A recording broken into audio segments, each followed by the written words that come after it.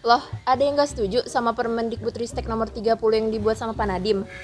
Loh, jelas dong banyak yang nggak setuju. Isinya kan melegalkan zina. Siapa yang bilang melegalkan zina? Lo baca peraturan secara lengkap nggak? Loh, jelas dong gua baca. Isinya kan Permendikbudristek melegalkan zina. MUI juga bilang gitu kok. Nih, buktinya. Ya tuh benar, gue juga baca kok beritanya. Kalian baca beritanya secara lengkap gak sih? Portal berita yang lo baca kredibel nggak?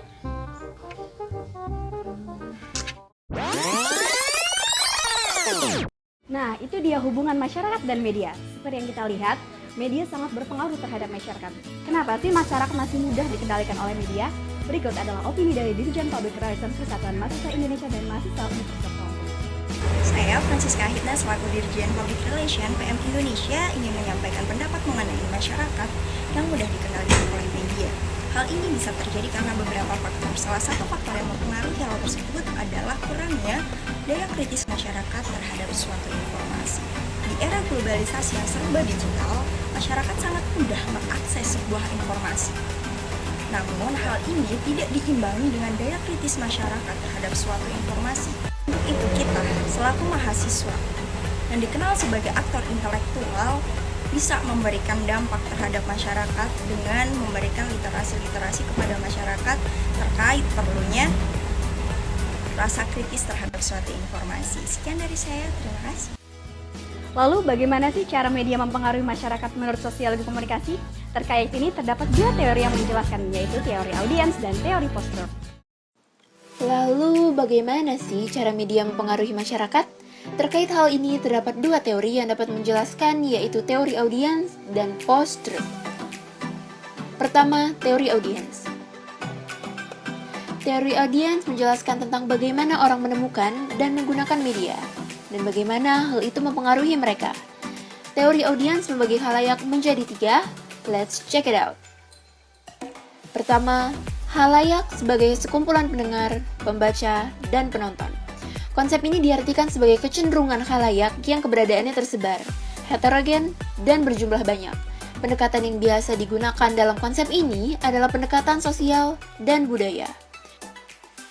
Kedua, khalayak sebagai kelompok sosial dan politik. Konsep ini mengartikan khalayak sebagai sekumpulan orang yang muncul atau terbentuk karena sebuah isu, minat, atau ketertarikan yang sama. Khalayak dalam konsep ini akan aktif mencari informasi dan cenderung lebih aktif dalam menanggapinya dengan mendiskusikannya bersama individu yang lain. Pendekatan yang dapat digunakan dalam konsep ini adalah sosial politik. Ketiga, khalayak sebagai pasar. Konsep ini mengartikan khalayak sebagai konsumen media, yaitu pendengar dan pemirsa suatu iklan tertentu.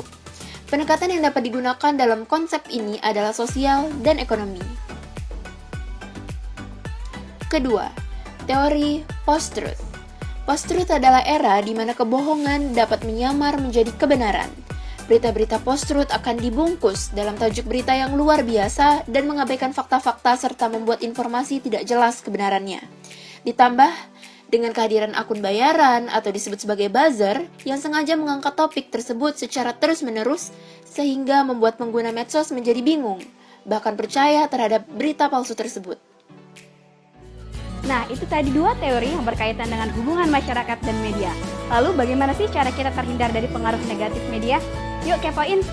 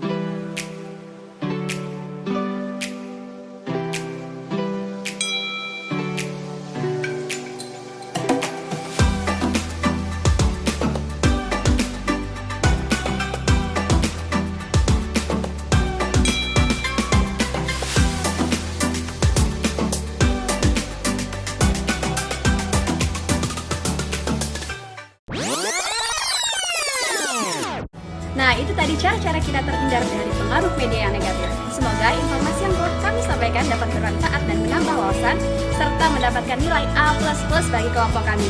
See you next time! Bye-bye!